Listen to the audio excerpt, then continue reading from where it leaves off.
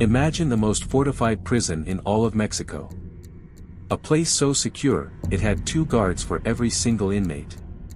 This wasn't a prison for ordinary criminals, this was a cage for the most dangerous men in the country, the leaders of powerful drug cartels. These were not just gang leaders, they commanded tens of thousands of followers, entire armies equipped with every weapon imaginable. An attack on this prison was always a possibility, a constant threat hanging in the air. Because of this, the prison's walls were monstrous structures of heavy concrete, reinforced with the strongest steel. Watchtowers dotted the perimeter, each manned by heavily armed guards, and the road leading to the prison was a gauntlet of checkpoints. The entire place felt less like a prison and more like an impenetrable military base. This was Puente Grande prison. And this is where they decided to lock up El Chapo. El Chapo was the most famous and dangerous drug lord in Mexican history, a name known across the globe. He was the leader of the Sinaloa Cartel, arguably the most dangerous drug gang in the world, named after the Sinaloa state where it was born. His capture was a major victory for the authorities. After a long and difficult chase, he was arrested for the first time in 1993. But putting El Chapo behind bars did not mean they had cut off the head of the snake. Incredibly, he continued to run his entire criminal empire from within his prison cell. His weapon was not a gun, but something far more powerful, money. He bribed nearly every officer and guard in Puente Grande, spending millions to buy himself a life of comfort and control. Inside prison, El Chapo lived like a king. Guards brought him alcohol, women, and any food he craved. They freely allowed his 2 wives and his many mistresses to visit him, often staying with him for days at a time. More importantly, he had a constant stream of communication, allowing him to give orders and manage his gang's operations without interruption. The man who made all of this possible was named Damaso Lopez. Damaso was the Deputy Chief of Security at Puente Grande. El Chapo bribed this man so thoroughly that Damaso became his right-hand man inside the walls. The bribes included a house, a car, lavish gifts, and a huge salary. Their professional relationship soon turned into a genuine friendship, and Damaso became the primary reason El Chapo could live with such complete freedom and comfort, doing virtually whatever he wanted. During his time in prison, El Chapo didn't just maintain his empire, he expanded it. He and his gang pioneered a revolutionary new method for drug trafficking, all orchestrated from his cell. It wasn't his original idea, but he perfected it, smuggling drugs through sophisticated underground tunnels. El Chapo hired a team of engineers, architects, and digging specialists to construct tunnels with professional precision. The target, of course, was the United States, the most profitable market for his drugs. The Sinaloa Cartel no longer needed to risk smuggling by air, sea, or land. They became underground specialists, moving massive quantities of drugs through these secret passages. This new method allowed them to increase their smuggling rates to an insane degree, reportedly making up to $20 million every single month. It was a staggering amount.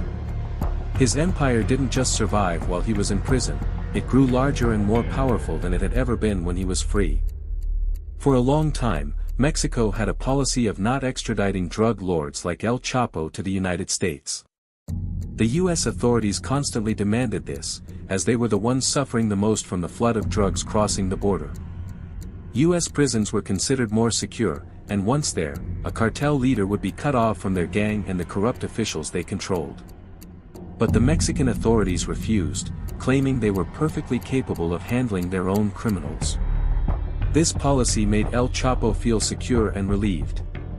He was living a life of luxury and control inside Puente Grande, the thought of escaping never crossed his mind. However, in 2001, everything changed. The Mexican Supreme Court proposed a new law that would allow the extradition of certain Mexican criminals to America. The moment El Chapo heard about this new law, he felt a cold wave of fear. The threat of being sent to a U.S. prison was real and terrifying. He knew he had to get out, and he had to do it fast. Within a few weeks, he had formulated a solid, daring plan and began to put it into motion. El Chapo understood that for an escape to work, only a few highly trusted people could be involved. He went straight to his friend, Damaso Lopez, and offered him another huge bribe, this time explicitly stating his intention to escape. Damaso, deep in El Chapo's pocket, agreed without hesitation. El Chapo and Damaso agreed on a date, January 19, 2001. On that day, Damaso would ensure the number of guards in El Chapo's section of the prison was significantly reduced. El Chapo also needed someone else, someone who wouldn't attract attention. He bribed a prison worker everyone called Chito, who was responsible for the laundry. Chito's job was simple: he would collect dirty clothes from the inmates, load them into a large cart, wheel it outside to a parking lot, and put it into a van that would take the laundry to a cleaning facility. He was a perfect, invisible part of the prison's daily routine, and no guard ever paid him much mind. The plan was set. The day arrived, January 19, 2001. With the guards in his section mysteriously sparse, Chito went to El Chapo's cell, opened the door, and helped the drug lord climb into the large laundry cart. He then covered El Chapo with a pile of dirty clothes and began to push the cart through the hallways. They moved comfortably, thanks to the reduced security. At one point, Chito pushed the cart up to a prison gate where a single guard was stationed. Chito stopped the cart and walked over to the guard, asking him to open the gate. But then, a moment of panic. The cart, heavy with El Chapo's weight, began to slowly roll backward on its own. Inside, El Chapo held his breath, terrified that the cart would hit a wall, flip over, and spill him out onto the floor, exposing the entire plan.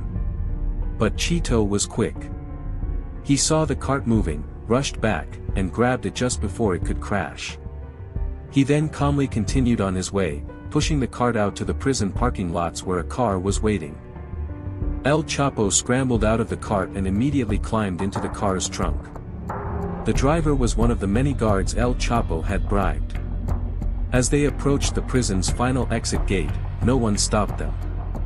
No one searched the car. The guards on duty simply waved them through. The escape was discovered quickly, but the pursuit was deliberately slow.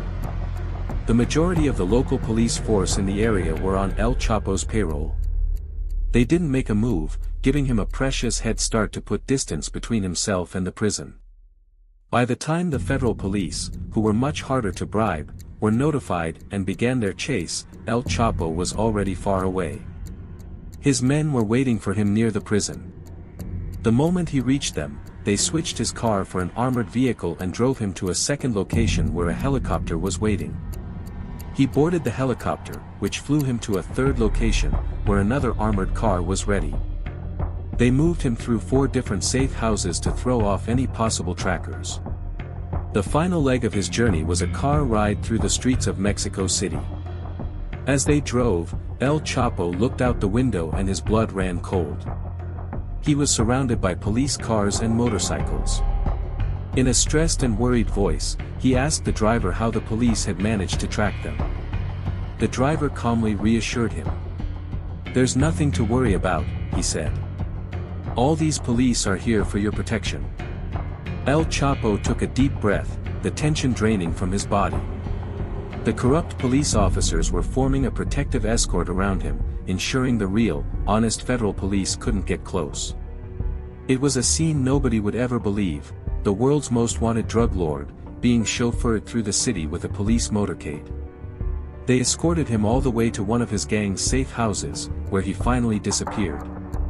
El Chapo's brazen breakout in 2001 transformed him from a powerful criminal into a living legend. To many people, it seemed like he was above the law, completely untouchable. For the next 14 years, despite the Mexican authorities devoting massive resources and manpower to finding him, El Chapo remained a ghost. He moved between a network of secret safe houses, many hidden in isolated mountain regions. During this long period of freedom, his empire didn't just grow, it exploded. The Sinaloa Cartel became the largest and most powerful drug trafficking organization in the world, without any real competition. In fact, it grew to be considered the largest in history, even surpassing the infamous Medellin cartel once led by Pablo Escobar. This level of power and control cannot be achieved without extreme violence. The cities along Mexico's northern border with the United States, crucial routes for drug trafficking, became war zones. El Chapo and his gang turned these urban centers into battlegrounds, unleashing an unprecedented wave of killings and destruction. He systematically destroyed rival gangs one by one, until he was the sole, undisputed master of the drug trade moving from Mexico into the United States. Both the American and Mexican authorities were now more determined than ever to catch him, no matter the cost. For this new mission, they would use their most advanced and powerful resources. In 2014, 14 years after the Great Escape, Mexican intelligence, with crucial help from American agencies like the DEA, decided on a new strategy. Instead of just hunting for El Chapo himself, they would target the people closest to him, his sons, his wives, and his most trusted associates. These were the people who knew his secrets, his habits, and his locations. This new approach paid off. They managed to track down El Chapo's technical assistant, a young Colombian man in his 20s. The intelligence agents convinced him to cooperate, to work for them. With his help, they performed a digital miracle. They hacked into the encrypted communication network that El Chapo and his entire gang used to talk to each other. This gave them a direct window into his world. Through the hacked network, they identified his location. He was hiding in a house in Sinaloa, which served as a headquarters for his gang. It was one of his many safe houses. They pinpointed the house's exact location, and on February 17, 2014, they moved in. Mexican special forces, supported by DEA agents, surrounded the property and stormed it. The house was no ordinary home. Behind the main front door was a second, fortified steel door. The special forces began beating against it, trying to break it down. Inside, El Chapo was asleep. Suddenly, his assistant ran into his room, screaming that the Mexican army was at the door. El Chapo jumped out of bed, the sound of the pounding on steel echoing in his ears. He started to move. The forces outside could see shadows moving past the windows, so they intensified their assault on the door. The windows were also fortified, and they were too small to climb through easily, so all their focus remained on breaking down the main entrance. Finally, the door gave way. The soldiers rushed in, weapons raised, shouting for everyone inside to surrender and lie down on the floor. But to their astonishment, the house was empty. They searched every room, every corner, but found no one. It was as if the people they had seen moving inside had simply vanished into thin air. Where had El Chapo gone? The moment his assistant alerted him, he hadn't tried to hide. Instead, he ran straight to the bathroom. His gang had become true experts in tunnel engineering, not just for moving drugs, but for escaping. All of his safe houses were equipped with underground tunnels for exactly this scenario. El Chapo escaped through a tunnel that had been dug directly under the bathtub. The entrance was a masterpiece of hidden design. To open it, you had to insert a pin into a tiny hole behind the bathroom mirror. This sent an electric current that unlocked a mechanism holding the bathtub in place. The entire tub could then be lifted easily, thanks to hidden hydraulic arms. El Chapo climbed in, pulled the bathtub closed behind him, and vanished into the darkness. By the time the special forces discovered the secret entrance, El Chapo, along with his wife, his assistant, and even his personal chef, were long gone. After this narrow escape, El Chapo made a surprising decision. Instead of fleeing to another isolated mountain hideout, he went to a place nobody would expect, a normal, touristy coastal city called Mazatlan. He thought he could hide in plain sight. But what he didn't know was that his communication network was still compromised. He believed the authorities had found his previous safe house by luck or coincidence. He didn't realize they could now track his every move. Just 5 days after his escape, on February 22, 2014, the authorities located him in a hotel called Miramar. They surrounded the building, moved in, and arrested him easily in his room. He had no guards, no protection, and was completely caught off guard. A photograph from that day shows the world's most powerful drug lord being led away, looking shocked and defeated. This time, the authorities were taking no chances. They took him to Altiplano prison, a maximum security prison known as the most fortified in all of Mexico. You might wonder why they hadn't sent him there the first time. The simple reason is timing. El Chapo was first arrested back in 1993, and Altiplano had only just been built then. It wasn't the fortress it would become. By 2014, it was a different beast entirely. Altiplano was like a military base, swarming with guards, weapons, and high-tech equipment. The outer walls were lined with watchtowers, each manned by 3 or 4 guards carrying heavy weapons. The prison walls were actually multiple layers of strong netting, reinforced with concrete a full meter thick. There were even deep ditches to prevent vehicles from getting close. Every fortification was designed to withstand an external attack, because these inmates commanded private armies. The prison had armored vehicles and the entire area was a strict no-fly zone, with rumors of anti-aircraft weapons to deter any airborne assaults. To prevent communication, the entire prison was a dead zone for mobile phones. No signals could get in or out. Most importantly, the officers and guards at Altiplano were carefully vetted and hired to resist the kind of bribery that had corrupted Puente Grande. While the prison held Mexico's most notorious criminals and gang leaders, none had ever managed to escape. Until El Chapo arrived. From the moment he entered Altiplano, El Chapo's mind was focused on one thing: escape. The fear of extradition to the United States was a constant nightmare. With mobile phones useless, his only link to the outside world was through the few people allowed to visit him, his lawyer, and his young third wife, Emma Coronel, whom he had married in 2007. She became his messenger, conveying his instructions to his children and his followers. His 4 sons were all leaders within the gang, but with their father imprisoned, true leadership fell to his old friend and right-hand man, Damaso Lopez. The former deputy chief of security from Puente Grande had been fired after El Chapo's first escape, but El Chapo had welcomed him into the gang. Over the years, Damaso had risen through the ranks, and now, with El Chapo back in prison, he was effectively running the Sinaloa Cartel. El Chapo began communicating with Damaso and his sons through his wife, pushing them to form a new plan to break him out. He needed to get out before the extradition paperwork was finalized. Damaso, with his insider knowledge of prison security systems, was the perfect man to mastermind the operation. Inside his cell, El Chapo's life was strictly controlled. He spent 23 hours a day in his cell, with just 1 hour of outdoor time. A GPS tracker was permanently locked to his ankle, and a surveillance camera watched his every move 24 hours a day. The only place in the cell that offered any privacy was a small, enclosed shower space behind a short wall. El Chapo knew that escaping from Altiplano was considered nearly impossible, but he was determined to try. And for El Chapo and his gang, any plan would inevitably involve a tunnel. But this presented a huge problem.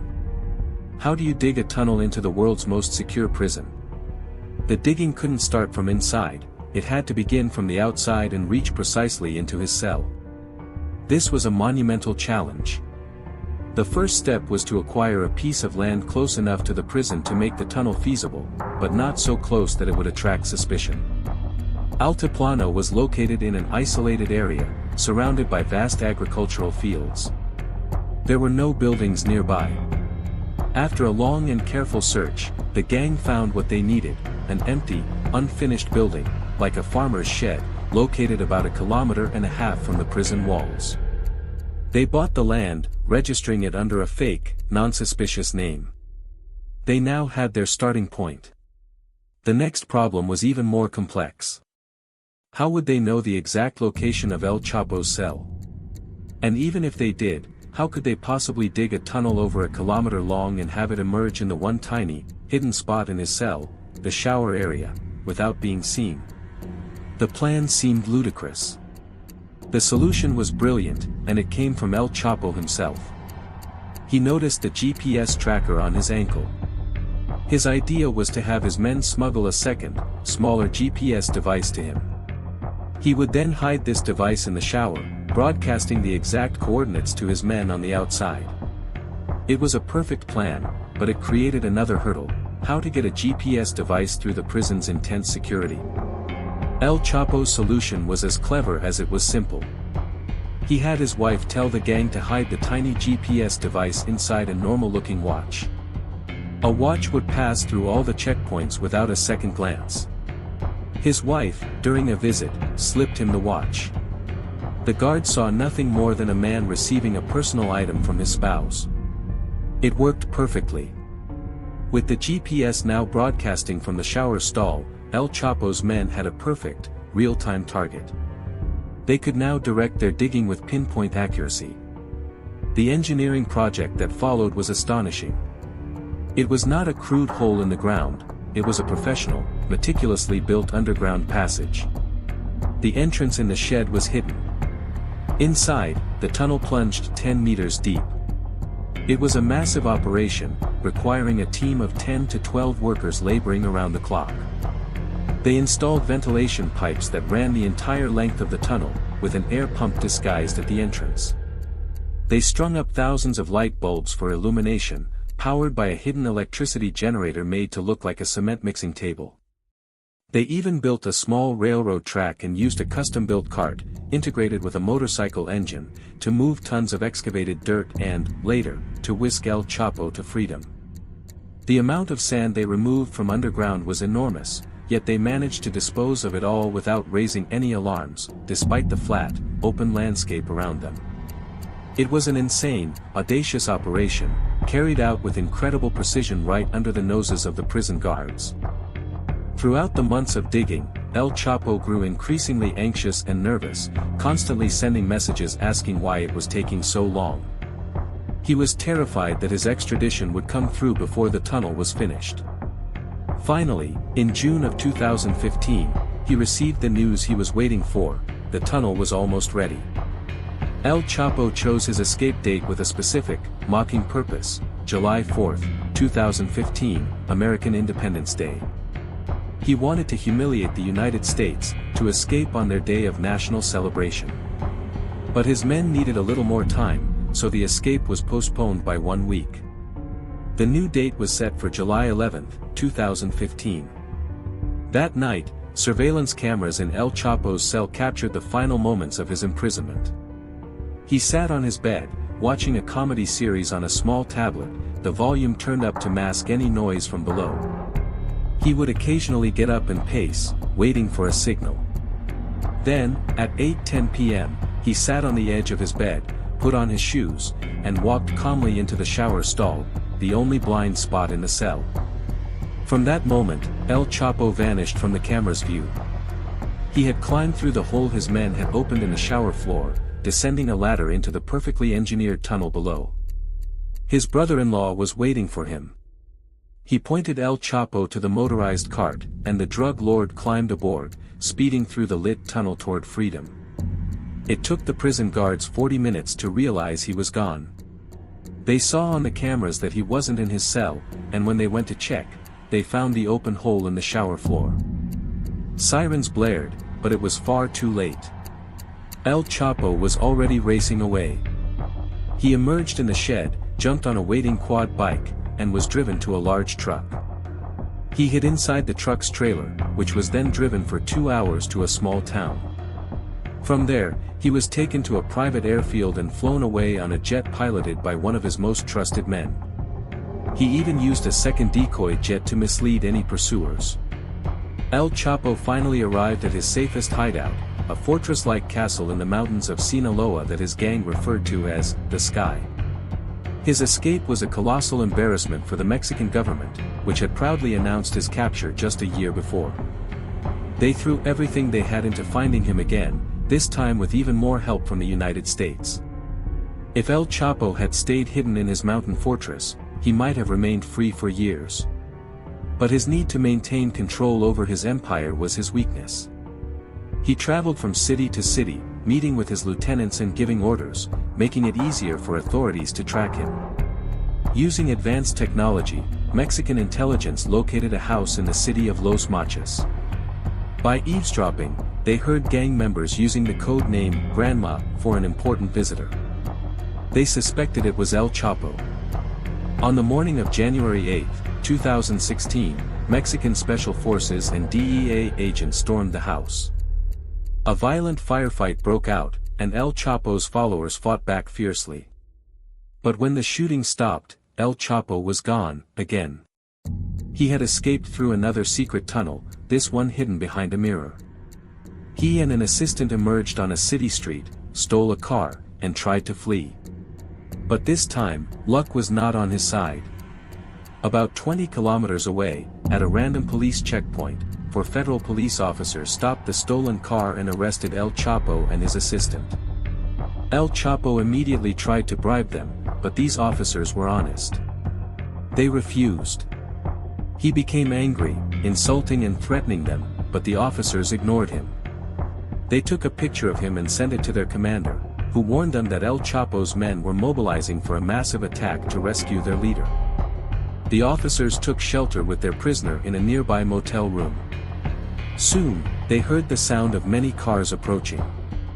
El Chapo smirked, telling the officers, "Now you probably wish you had accepted my offer." But his smile vanished when he saw that the cars were not filled with his rescuers, but with soldiers from the Mexican Army and Special Forces. They had surrounded the motel completely. El Chapo's men, seeing the overwhelming force, turned back.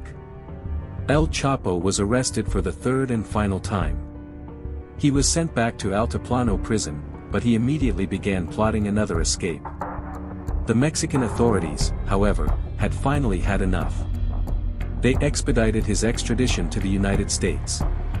In January 2017, guards stormed his cell, tied him up, and took him to a waiting helicopter. He was flown to a special plane, and before he fully understood what was happening, the plane landed in New York. As he stepped onto the tarmac, surrounded by DEA agents, a confused El Chapo asked, "Where am I?" The agent's reply was simple, "You are in New York." A photograph captured the moment, the most powerful drug lord in history, with tears welling in his eyes. His reign was over. After a long and dramatic trial that revealed the inner workings of his empire, El Chapo was found guilty. In 2019, he was sentenced to life in prison plus 30 years. Today, he is held in ADX Florence, a supermax prison in Colorado. It is known as the most secure prison in America, designed to hold the most dangerous inmates. Prisoners are kept in solitary confinement for 23 hours a day, with limited interaction even with guards. El Chapo spends his days in a small cell, allowed out for only 1 hour of solitary recreation in a concrete yard. He has surely thought about escape many times, but he now knows it is impossible. The man who tunneled his way out of Mexico's most fortified prisons now lives in a cage from which there is no escape, a world away from the power and influence he once commanded. The legend of El Chapo, the great escape artist, finally met its end not in a hail of bullets or a daring tunnel, but in the silent, unforgiving walls of an American prison.